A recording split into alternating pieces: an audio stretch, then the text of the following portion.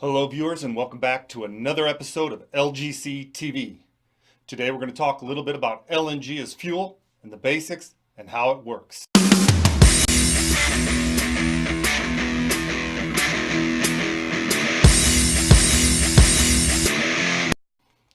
Before we get started, just so you understand, this training is intended for Coast Guard Marine inspectors. Always refer to your regulatory requirements, policies, NAVICs, and standards as necessary. Before we get started, also, I'd like to talk a little bit about the website. If you're looking for videos and more like this, go to our website where you can go to gas carrier videos and click on this link and you'll find more videos specific to gas carriers. And if you go to LNG as fuel, or liquefied gas as fuel, you'll find another link for liquefied gas fuel video-based training. All right, with that out of the way, let's get started. Fuel systems and how it works. Everybody is familiar with an engine. Let's talk about gasoline and how we move it to the engine. We have vapor on top and we have liquid on the bottom. We move that via a fuel line or a fuel pipe or whatnot, and then on your engine you have a fuel pump. That pump draws the liquid out, pumps it up the fuel line into your carburetor, and then in your carburetor it manages that liquid. We don't just pour liquid straight into the engine. The carburetor manages the liquid, it atomizes it and turns it into small little droplets, and then through the air those droplets basically turn to vapor and become a flammable vapor. So liquid through the pump into the carburetor and change the phase or change the liquid into a vapor. All right, so now that we understand how that works, let's talk a little bit about a marine engine. Here we have a marine engine, and we have our fuel tank, and this is liquefied gas. We have vapor on the top and liquid on the bottom. We've got a fuel line, just like our car. However, in this case, instead of having gasoline liquid at ambient temperature or air temperature, wherever you're located, this particular liquid is housed in a very special fuel tank that's capable of keeping it cool at negative 265 degrees. Now, it doesn't make it colder, it gets delivered colder at this state, and we just got to keep it that cold. So we have this liquid natural gas, our fuel, our liquid fuel, in our special fuel tank, and we're moving it along our fuel line and into our engine. So how do we manage this? I mean, we're not going to pour negative 265 degree liquid straight into the motor. The motor can't handle that. So what we do is we add a vaporizer or an evaporator, or you may hear it as a heater. We add some kind of equipment to warm up this really, really cold liquid, and then we change it into a vapor, just like what our carburetor does. Now, we can't just force feed this vapor straight into the engine. We need some other equipment. So here we've got an isolation valve where for safety, we can lock this thing out. And then in addition, we have something called a gas valve unit. The gas valve unit is made up of a series of valves, and it also has, it may have a gas regulating valve in there that can throttle how much vapor is being sent to the engine based on demand. Now, you notice that this tank here, we've got no fuel pump. We've got a fuel pump on the other engine. Well, if we take our liquid, we send it into another evaporator or a vaporizer or a heater, and then we can change that liquid into vapor, and we put the vapor back into the special fuel tank, this very thick and insulated fuel tank, and then we can put the vapor on the top, and we can actually press the liquid and create pressure to push it out to the engine. Okay? In addition, if we had too much pressure in our special fuel tank, we can take it off the top. With a series of valves, we can manage this safely and effectively.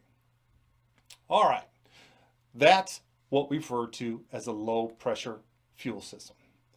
Now, let's continue on. How about a high pressure fuel system? Here's our marine engine. Here's our fuel tank.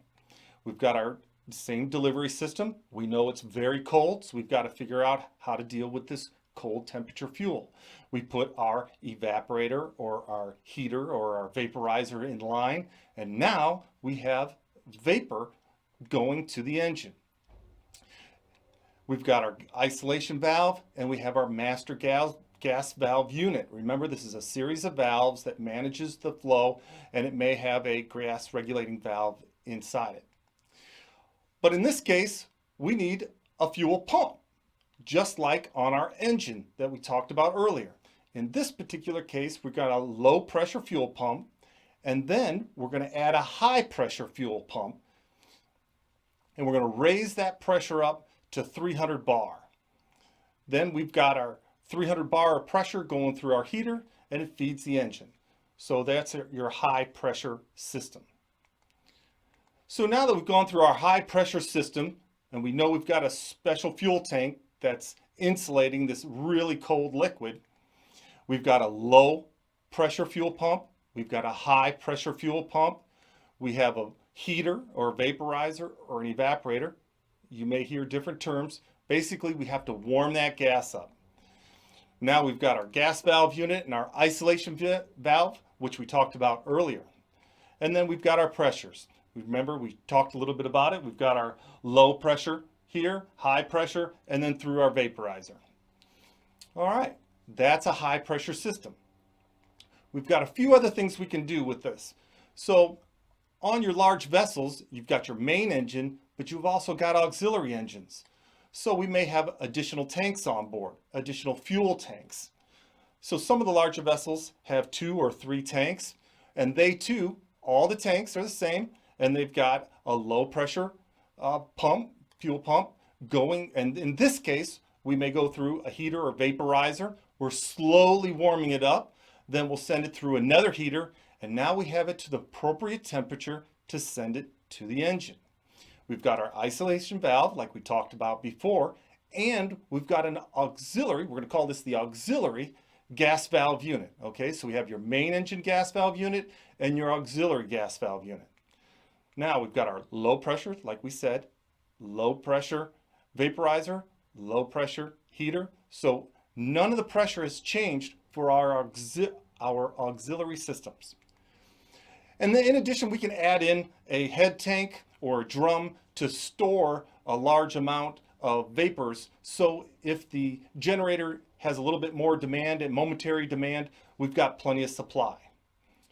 Now on this system, we can also use the vapor. With our liquid, let's say it's starting to warm and we're creating a little bit of pressure, we can remove some of that pressure off the tank and send it to the engine. And how do we do that? We'll use a screw compressor and we'll run it through the suction heater.